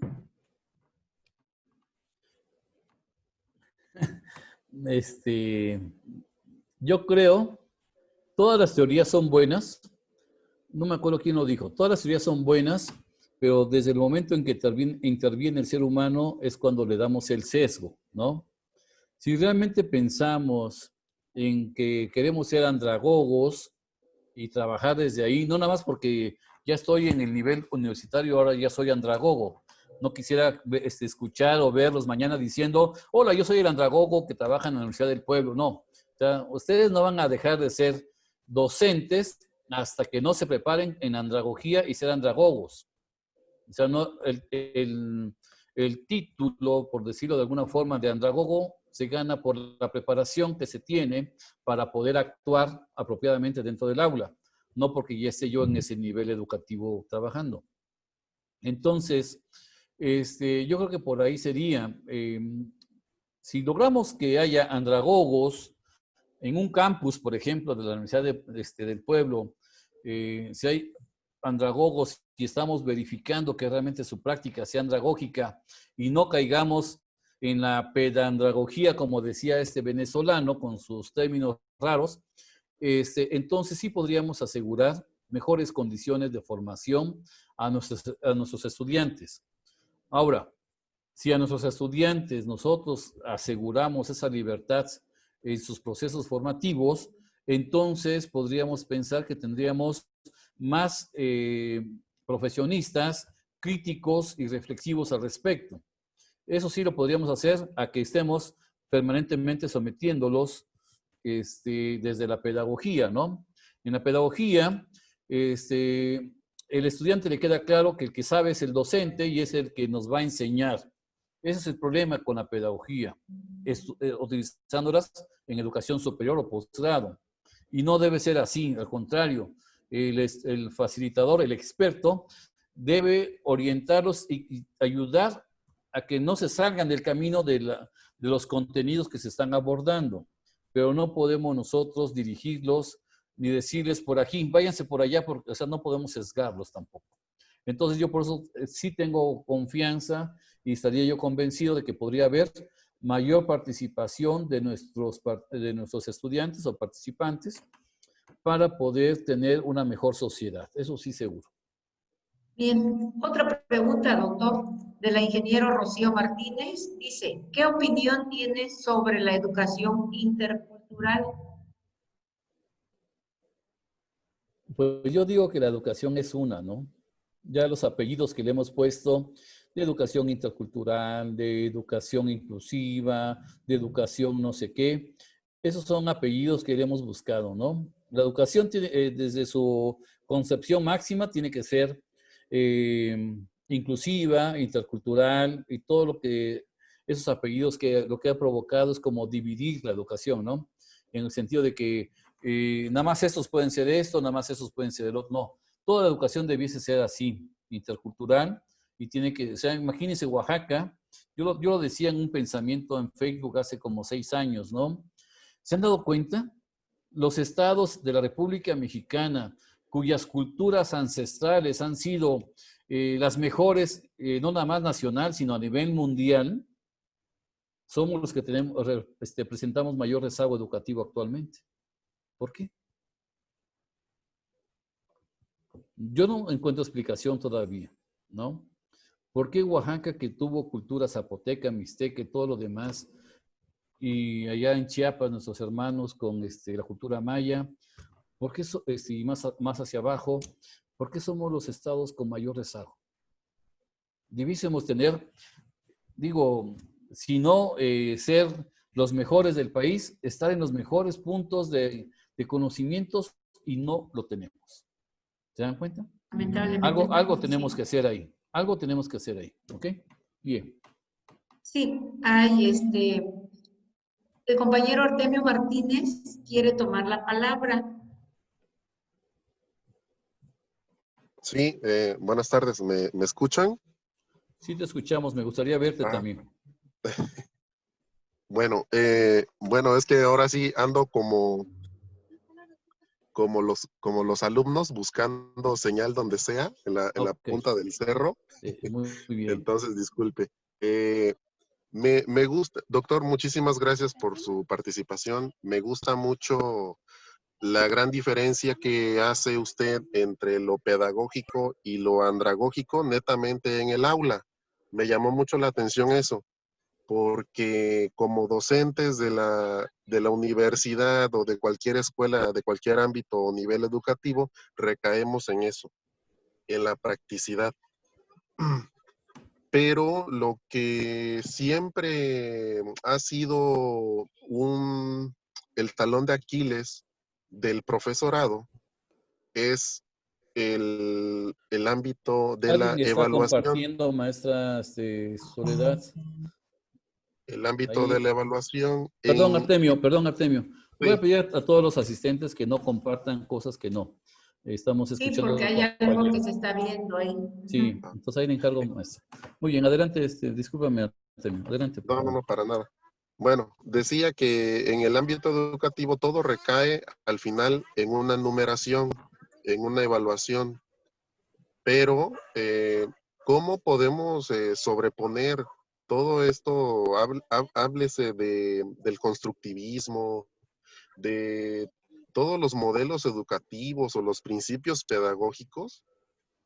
Háblese de Silvia Smelkes en su tiempo, cuando hablaba de conocimiento, habilidad y actitud. En el proceso de formación de los estudiantes, hasta incluso de nosotros mismos. Al final recaemos en un número. Si yo entrego el trabajo y cumple los requisitos que yo pido, que yo establezco en un principio, el trabajo tiene 10. cuando vamos hacemos una casa, un muro, qué bonito está, te pongo un 10. Estamos nosotros tan acostumbrados a que nos asignen un número calificativo para saber a qué nivel estoy. ¿Cómo romper con ese esquema, con ese paradigma, con lo andragógico? Porque el término no es nuevo. Simplemente lo hemos venido escarbando porque ha salido a la luz. ¿Cómo poder sobreponernos ante este gran reto? Para mí es un gran reto, doctor. Muy bien. Gracias. Sí, Artemio, gracias. Mira, lo que tú mencionaste como conocimientos, habilidades, actitudes, eso estás diciendo, estás definiendo de alguna manera los componentes de lo que es el concepto de competencia. La competencia es la suma de esos tres que tú mencionaste. Y entonces el trabajo en el aula tiene que provocar un desarrollo tridimensional. No puedo decir, hoy vamos a ver teoría, no me interesan las habilidades, no me interesan las actitudes. Mañana vamos a ver habilidades, no me interesa la teoría, no me interesa las actitudes. ¿Me explico? Pero tenemos que pensar tridimensionalmente en ese sentido. Ahora, muchas cosas van a suceder desde el estudiante en andragogía, ¿eh? Y por ahí está Eunice, me parece, no me dejará mentir. Eunice fue mi estudiante en una materia en el posgrado, y entonces ellos tenían que entregar su trabajo, pero también tenían que entregar su rúbrica contestada, o sea, autoevaluada. O sea, la responsabilidad de la calificación que tú mencionas en la pedagogía queda en los hombros del profesor. Y lamentablemente a veces los profesores no somos muy buenos en ese sentido, porque a veces calificamos con el hígado y a veces calificamos con el corazón. Decimos, Juanito, ese Juanito me preguntó en el salón de clases y delante de todos y no supe qué contestar y me dejó en vergüenza. Ahora me las paga Juanito, 5. Y le encuentro errores por todos lados y llega a 5. O sea, no es de que yo ahí pongo el número y ya después investigo qué le pongo para que sepan que realmente es un 5. Justo, entre comillas. Pero también pues sí, mira, está Pedrito. Ese Pedrito, qué buena onda. Me ayudó el otro día que mi carro se quedó parado y me empujó y no, 10. Yo le voy a buscar todas las virtudes a su trabajo, por muy mal hecho que esté, para decir que sacó 10. Entonces, hasta para eso en ocasiones hemos sesgado algunas cosas. Pero si ya empezamos desde la andragogía, el mayor experto, creo que esa frase no vino ahí, el mayor experto del aprendizaje en andragogía es el propio participante. Si somos adultos, si somos gente madura, nosotros nos tiene que quedar muy claro qué sí y qué no aprendimos, qué sí y qué no hicimos bien. Y entonces la autoevaluación es el proceso más importante de la evaluación. No es lo que diga el profesor, ¿eh? Y por eso en el ejemplo que puse del chat simulando la plática con sus estudiantes, estamos pensando de que la autoevaluación creo que decía 50%. O sea, tiene que tener un valor fuerte. Y además, ¿cómo voy a evitar que seas también subjetivo? Porque yo también, como estudiante, me quiero mucho. ¿Cuánto tienes? 10. O sea, no, ni siquiera te vino de decir... Por eso, en el ejemplo que puse del chat simulando la plática con sus estudiantes, estamos pensando de que la autoevaluación creo que decía 50%. O sea, tiene que tener valor fuerte. Sí. Y además, ¿cómo voy a evitar que seas también subjetivo? Porque yo también me quiero justamente, mucho. Antonio, a eso iba yo. O sea, no, ni siquiera te vino de decir por eso, en el ejemplo que puse del chat Lo que pasa es que no puedo estar viendo el chat tan rápido como me dices. Estamos pensando de que la autoevaluación creo que decía 50%. Muy bien. Voy. Dame chance tantito, porque soy lento. Soy lento, Antonio, pero seguro. Soy lento, pero seguro. Ya voy por allá. Decía yo en mi explicación ahorita que de repente es subjetivo porque me quiero mucho. O puedo ser el mejor estudiante porque me ha tocado excelentes estudiantes, pero se ponen 80 porque no son merecedores del 10, por ejemplo, o del 100, pues, ¿no? Entonces, ¿cómo evito eso? fue cuando intervino Antonio.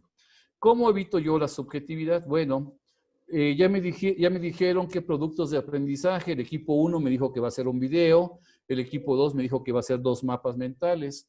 Entonces yo, facilitador, lo que hago es poner y aportar las rúbricas de estos productos de aprendizaje. Y entonces las rúbricas se vuelven nuestro lenguaje común en esos productos de aprendizaje. Aquí ya no es de que te quieras mucho. Aquí están las rúbricas bien establecidas, también ahí es chamba nuestra. Están las rúbricas bien establecidas y en esas rúbricas entonces ustedes tienen que especificar lo que realmente quieren que suceda en el trabajo. No, o sea, las rúbricas no son condiciones para calificar, son más bien motivaciones para poder desarrollar mejor los trabajos. Y vamos a suponer que esta servilleta, que es lo único que tengo de papel a la mano, vamos a suponer que esa servilleta sea la rúbrica. Yo tengo que desde el principio darle la rúbrica a mi estudiante, a los participantes. ¿Por qué? Porque ellos tienen todo el derecho de jugar con sus números. Ustedes pueden ser el mejor estudiante o el mejor participante, pues, de este curso, pero porque tienen mucho trabajo, porque la novia no sé qué, por lo que ustedes quieran que estén pasando, pueden optar por no entregar un trabajo perfecto o perfectible. Y dicen, no, ¿sabes qué? Yo con esto ya la hago y ya con eso quedo. O sea, es su derecho jugar con sus números. Entonces, esa rúbrica, que es la que tenemos a la mano, pues eso le va a permitir al estudiante orientarlo hacia dónde tiene que hacer su trabajo y decidirá el nivel de desempeño al que aspira a tener. Y ahí ya no es de que yo quiero, ya no hay nada de que me quiero, ya no hay nada. Aquí hay una rúbrica de por medio y tiene la apreciación de ellos, la apreciación del equipo, que generalmente la apreciación del equipo es de procesos, y la apreciación del facilitador, que tiene que ver tanto con procesos como de resultados. Entonces, de esa manera minimizamos los efectos secundarios de la subjetividad. Y no sé si con eso logro explicar esa parte, maestra Soledad. Sí, mire, también el compañero Mario me está pidiendo que se le conteste, pero no logro ver su pregunta. Estoy buscando, permítame, una pregunta del compañero Mario. Dice que está al principio, pero no lo logro ver. ¿Por qué no nos las hace el compañero Mario y nos evitamos el chat y me hace la pregunta directa, por favor? Claro. Maestro Mario, por favor. Gracias, maestra Soledad. Y me da mucho gusto reencontrarme con el amigo y doctor Flavio. ¿Cómo estás, Mario? Me da mucho gusto, Flavio, y me siento muy contento de haber participado en esta sesión porque ha sido muy interesante tu conferencia. Gracias. Has de saber que estoy colaborando en este proyecto muy Lo interesante. supuse cuando vi la publicación en algún momento y me atreví a difundirla inmediatamente por eso. Bueno, en la Universidad del Pueblo, bueno. Pero fíjese, doctor, que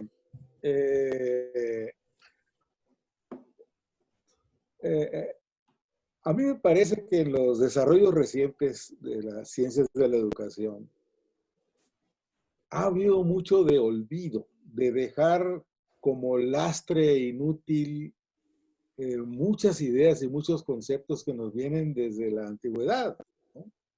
Como un ejemplo, se menciona al trivium y al quadrivium como cosas pasadas que ya no... Pero sin embargo, en el trivium, en realidad hay ideas esenciales que si las siguiéramos manteniendo vigentes, otra cosa sería la educación. Sí, estoy de acuerdo contigo. El trivium lo que nos dice es que hay que promover en nuestros, yo les llamaría coaprendices, ¿no? Por no decirles alumnos, tenemos que promover en ellos la corrección en el uso del lenguaje, la veracidad y la confiabilidad que solo da la lógica, pero también la elocuencia como una capacidad comunicativa fundamental, pero eso lo hemos olvidado. Entonces ahora, desgraciadamente, por haber dejado eso como ya inservible, resulta que nos hemos perdido la preocupación por hacer de nuestros compañeros, ayudarles o ofrecerles alternativas para que puedan ser correctos, veraces y elocuentes, pero ya no lo hacemos. Ahora se les llama como que técnicas de comunicación y no sé qué cosas ahora le llaman a algunas materias, pero en realidad esas habilidades vienen desde el trillo, desde la Edad Media, quizá Sí. antes, todavía los escolásticos manejaban esos conceptos. ¿No crees que es tiempo ya de regresar un poquito con mayor humildad a esas cosas que aparentemente ya son obsoletas, pero que tienen todavía ideas que no hemos logrado desarrollar? Esa es mi pregunta. Muchas Gracias, gracias. Mario. Gracias y muchísimo gusto de verte, en verdad. Bueno, bueno, al maestro Mario tiene como 20 años que tengo el gusto de conocerlo, entonces, siempre será un placer encontrarme con él. Bueno, con respecto a su comentario, sí, la inmediatez de estos siglos, de estas sociedades, la inmediatez de resultados, ha provocado que dejemos en el camino cosas muy enriquecedoras que hacíamos antes, ¿no? Muchísimas cosas las hemos dejado y yo, algo que he mencionado es que, por ejemplo, el sostener a la pedagogía, pues en otros niveles educativos, pues sí sería interesante. Sin embargo, la pedagogía nos debe todavía en educación básica muchas cosas, ¿no? Los procesos lectores, los procesos de comprensión lectora, de la cuestión matemática. O sea, si ya tienen 400 años prácticamente de existencia, esos procesos ya debiesen estar muy bien establecidos y poder ser más eficientes en ellos. Y así como menciona el maestro Mario, yo creo que hemos dejado en nuestra existencia educativa, hemos dejado de hacer cosas muy interesantes, ¿no? Hacer énfasis en cosas que actualmente hay tanta ausencia, en cualquier lugar vemos errores ortográficos de a montón. Yo todavía me acuerdo de mi maestra Eleonor, de 6º año de primaria, fíjese, todavía me acuerdo de su nombre. Ya fue hace como 2 siglos que pasé por la primaria. Y la maestra Leonor, todos los lunes nos ponía ejercicios de ortografía.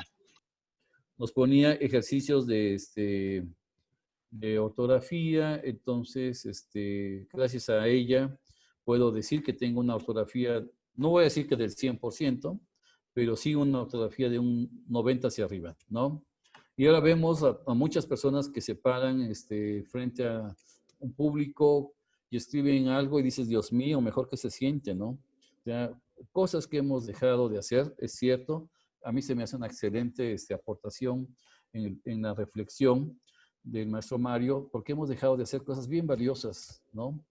Y hay muchos ejemplos más que podríamos rescatar de lo que hemos olvidado o dejado de hacer. Tienes razón, Mario. Hay que retomar muchas cosas. Sí. Muy bien, gracias, Mario. Doctor, Maestra. muchas gracias. Ahora Jorge Morín Rubio le pregunta cómo funciona la andragogía para el desarrollo de habilidades y destrezas de los estudiantes, cómo aprender a hacer actividades manuales. Muy bien. Valdría la pena empezar a separar lo que es destrezas y lo que serían en su momento habilidades, ¿no? Y que nos quede claro a nosotros, en primer lugar, que estamos ahí, ¿no? Una habilidad podría ser una capacidad del ser humano innata. Por ejemplo, alguien tiene habilidad para dibujar y no necesariamente ya desde que nació ya fue a una escuela de dibujo, ¿no? Y generalmente las destrezas están más enfocadas hacia la parte motora. Entonces, o mecánicas, digamos, ¿no? Desde ahí tenemos que empezar a hacer las diferencias y desde ahí también tendríamos nosotros que pensar las estrategias más convenientes. Si yo me sigo asumiendo como la fuente de la información única para el estudiante, creo que no dejaría yo de hacer que ellos florezcan como debe ser, ¿no? Creo que si a ellos les cedemos el protagonismo en cuestión de su desarrollo, Vuelvo a insistir, ellos son de irse al celular, al YouTube rápido y otras fuentes adicionales que hay que ayudarles a discernir cuáles son las fuentes confiables. Entonces ellos podrían tal vez hacerlo igual o mejor que lo que podría compartir una persona que le llamamos profesor, ¿no? Entonces, esas habilidades, esas destrezas, al menos en andragogía, son fomentadas desde los mismos participantes, no por el profesor, sino no por el facilitador, sino por ellos mismos en su momento, ¿no? Y para ello, pues hay que pensar en proveer de diferentes recursos, de la estrategia de la demostración más que de la enseñanza, ¿no? Hay que demostrar algunas cosas en particular. Yo estoy pensando ahorita en los cirujanos, en los médicos, que pues sí, que un experto realice, por ejemplo, veamos en la pantalla, porque antes era desde arriba, ¿no? Ahora podemos ver en la pantalla un video donde estamos viendo cómo están haciendo la cirugía a corazón abierto de un paciente, ¿no? Eso sí ilustra, ¿no? A que esté yo, a ver, dibújate un corazón. Y ahora, ¿cómo harías si traza una raya donde vas a hacer tú, el corte cuando seas cirujano? O sea, no, o sea, eso no podríamos hacerlo así. Tendríamos que pensar en estrategias acordes a la forma de aprender de nuestros estudiantes. Por eso, la tecnología puede ayudar. Ya, en el caso de los médicos, ya existen, aplicaciones que permiten conocer el cuerpo humano en tercera dimensión para tener mayor precisión en algunas cosas. Bueno, seguramente que existen muchas herramientas, simuladores, por ejemplo, en cuestiones técnicas, en cuestiones de laboratorio, hay simuladores. O sea, hay una gran cantidad de recursos que nosotros, los facilitadores, tenemos que andar buscando en la web para poderlo llevar al aula. O sea, no nada más de que me lo enseñen también, porque muchos facilitadores, si no se lo enseñamos a ellos, no los usan, ¿no? ¿No? O sea, muchos, como su servidor y seguramente como muchos más que están aquí, pues vamos, buscamos y le picamos y le encontramos, ¿no? Entonces creo que esa parte podría ser a través de simuladores, a través de imágenes 3D, cosas así yo creo, ¿no? Pero en donde el facilitador no tiene el protagonismo, eso sí me queda claro. Adelante, maestra, ya no sé si hay otra pregunta. Bueno, solamente saludos que tenemos. Y cuando usted inició, a mí me caló mucho de cómo actuar y cómo alinearse y la situación que hay en diferentes escuelas. Muy bien. Lo importante es que se supone que dentro de las cosas importantes en una institución es su modelo educativo, el que tengan.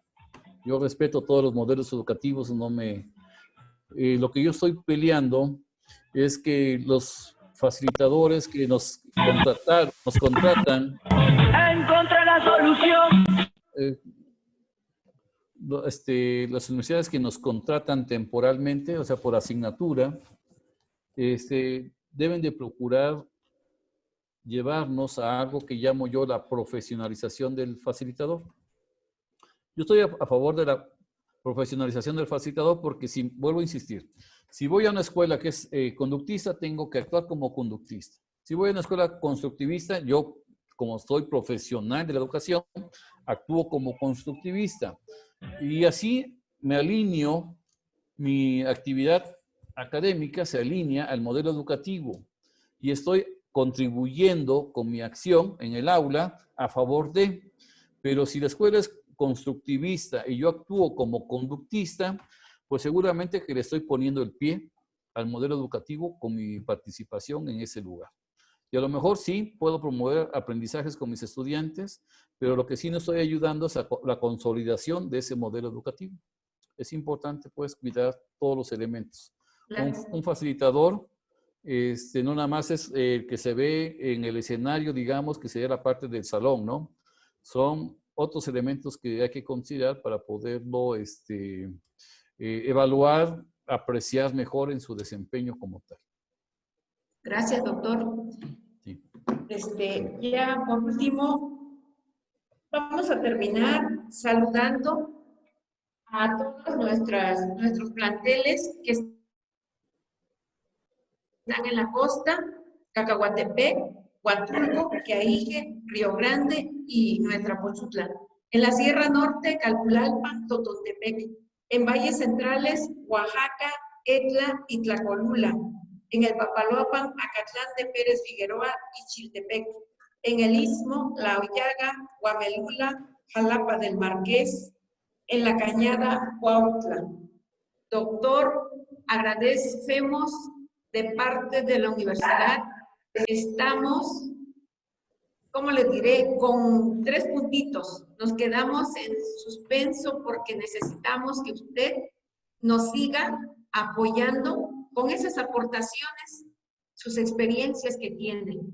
Esperamos hacerle otras invitaciones y ojalá nos pueda usted acompañar. Gracias, doctor, por su ponencia y me retiro con esta frase de Pablo Freire que creo que es muy conveniente. Enseñar no es transferir conocimiento, sino crear la posibilidad para su propia producción o construcción. Muy bien, pues muchas gracias. Bueno, ha sido un placer. Vuelvo a agradecer a las autoridades de la Universidad del Pueblo la oportunidad de estar con ustedes el día de hoy, encontrarme con amigos como el maestro Mari, ¿no? Me voy emocionado por ello, de ver caras nuevas y también algunas conocidas. Y cuando haya otra oportunidad, pues cuenten conmigo. Yo podré estar compartiendo con ustedes en algún otro momento, con todo gusto. Sería un gusto. Lo he hecho en otros lados. He recorrido muchos kilómetros para ayudar a otros. Con gusto yo podría recorrer en un clic para estar con ustedes cuando sea necesario, con todo gusto. Cuenten conmigo. Muchas gracias. Vamos a tomarle la palabra. Claro Muchas que gracias sí. de parte de toda la Universidad del Pueblo y saludos compañeros de todas las universidades. Estamos unidos. Todos somos uno. Gracias. Gracias. Nos vemos. Hasta luego. Que estén bien. Hasta luego, doctor. Hasta luego.